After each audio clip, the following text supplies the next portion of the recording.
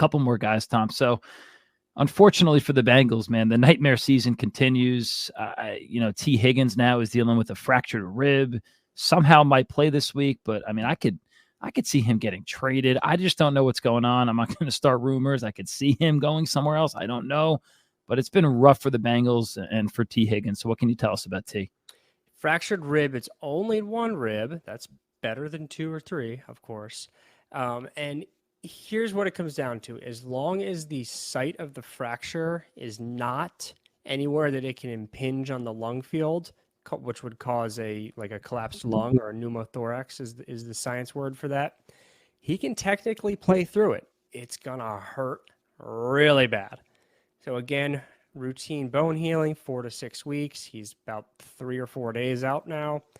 That thing is not fully healed. It's still very much in the phase of healing where it's really, really painful. With ribs, they need to move when we breathe. When we run and play sports, our breathing rate increases a lot. So even just the breathing component is going to hurt, let alone the fact that key upper extremity muscles like the lats, the pecs, and the obliques all attach on the ribs. When you go to move your arms to make a catch, that's pulling the lats, it's pulling the pecs, which is pulling on the ribs. When you rotate your body to make a catch or to make a cut, that's the obliques, that's pulling on those ribs. Getting hit, really going to hurt. So while this is a pain tolerance thing, it's a little bit more than that, because if there's any guarding of those muscles that could prevent his arms from going through necessary range of motion to make a catch that's kind of away from his body, that could be a problem.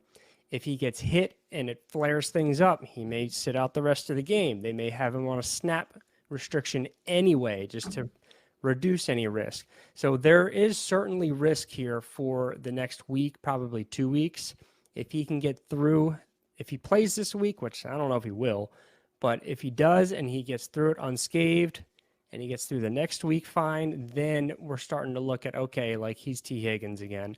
But for at least these next 2 weeks, there's a little cause for concern on if he can give you that full output that we're used to from him, even if it's just from a how many snaps is he going to play standpoint. And I'd be worried that, like you said, there's the risk of him playing, maybe getting hit again, and then he's benched, and then he's on your fantasy team with 1 or 2 points, and we hope that doesn't happen. But all that sounds like it means to me, Tom, is that Jamar Chase this week is going to have 21 catches for 270 yards and 4 touchdowns. They play against the Cardinals this week, who are abysmal, defensively speaking, 25th in points allowed. They're 24th in passing yards. Did you see, Tom, the post-game interview of Jamar Chase last week? Yeah, he's always open.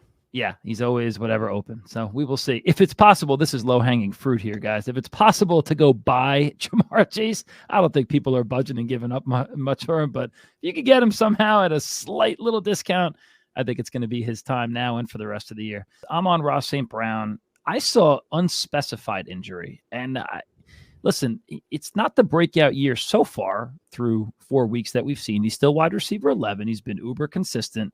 Nothing huge from him yet. What is there anything going on with him, Tom? Amon-Ra? I saw unspecified once again, so I don't really know. We got a little bit more clarity, like I think an hour or two ago, that it's an abdominal injury.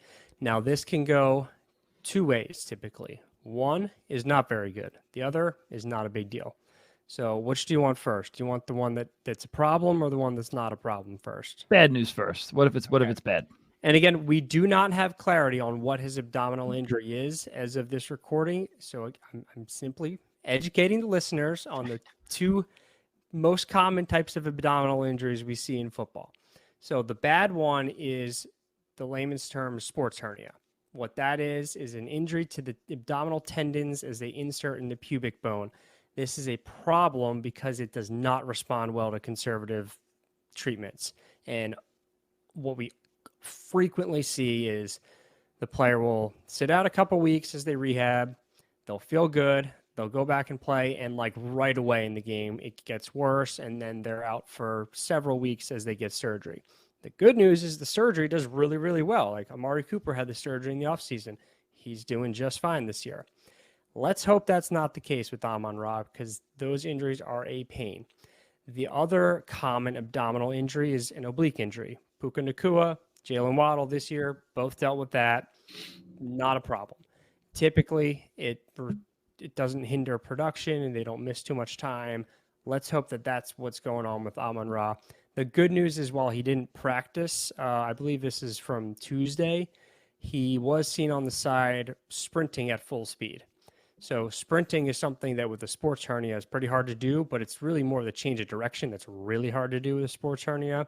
So it's encouraging that he's seen sprinting at full speed, but we still need some more information on exactly what's going on there. But for now, there's no reason to panic. Sounds good, Tom. Not panicking quite yet. Hopefully it's the good news for his abdomen injury here. And of course, you'll continue to give us information about that. All right.